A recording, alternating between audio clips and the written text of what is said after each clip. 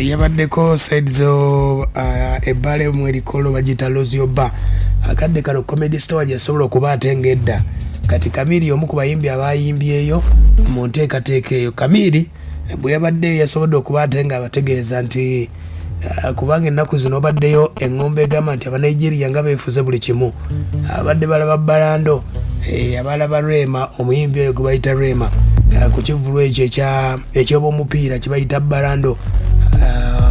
Omukolo ogwo nga bwe gwatambula omukolo ndoza gwaliyo ku Mande kati Balando eyo abayimbi abayimba kwaliko Rema namulaba omuyimbi oyo okuvaako e Nigeria yasobola okuba ate nga ayimba ejja n'akayimba ke bayita Calm Down yakuba n'oluyimba olwa Selena Gomez olwo olwatambulira ddala. Rema nno nakoze ebyafaayo mu ndongo ye abamu bayinza okugamba lwaki Balando yasobola okuba ate nga ajjayo performance nga yasobola okuba ate nga agitambuza.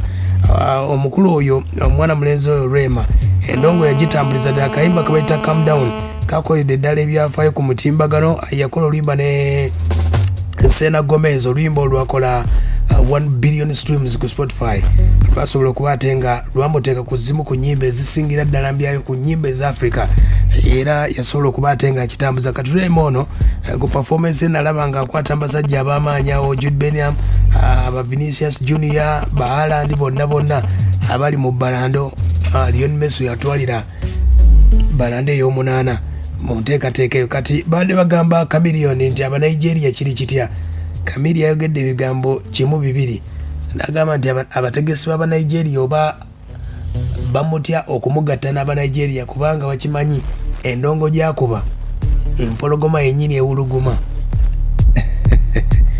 Chameleon bannange ye Chameleon nno bwesobodde okuba ate nga ategeeza nti Abanigeria bamutya olw'ensonga nti stage gyakuba bagimanyi ennyimba zakuba style performance bw'omugatta Abanigeria bali abadodooma.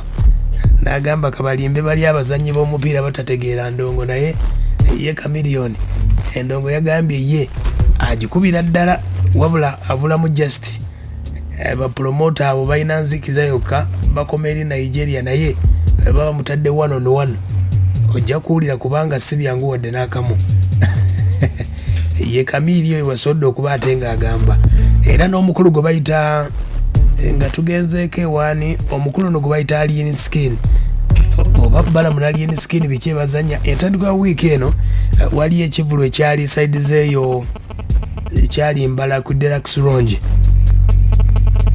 Kimenke teyagenda kuyimba ekivulu kyalina kubaayo nga 28 kati abebbala ne bafulumya ekiwandiiko intention to sue omukulu gwe bayita Alien Skin nga bagala damages okusasula $2.5 million. Mubala ne beebuuza ekiwandiiko kino omukulu Balamu yakiteeka ne beebuuza oba Balamu abala kabadi ki ayagala kukomyawo Kimenke.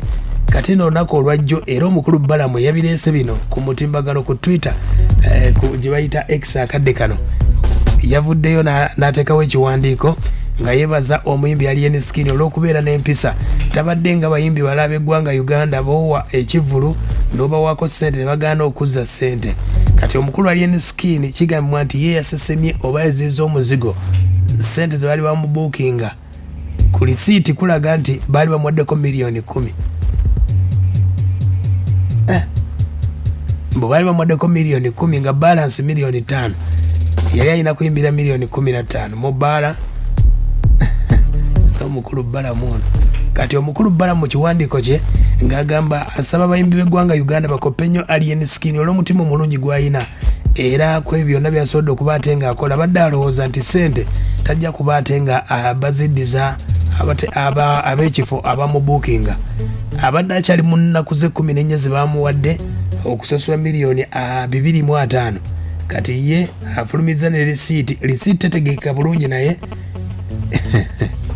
abula Balamu ensonga za Balamu bannange. Balamu ne yeebaza Alien Skin n'agamba abayimbi bonna bakoppa Alien Skin gwe baba bakuwadde ekivulu n'otayimba akasente kakomyewo ate muleme kusika muguwa nga Alien Skin yasobodde okuba ate nga omukulu Balamu akadde kano omukulu gwate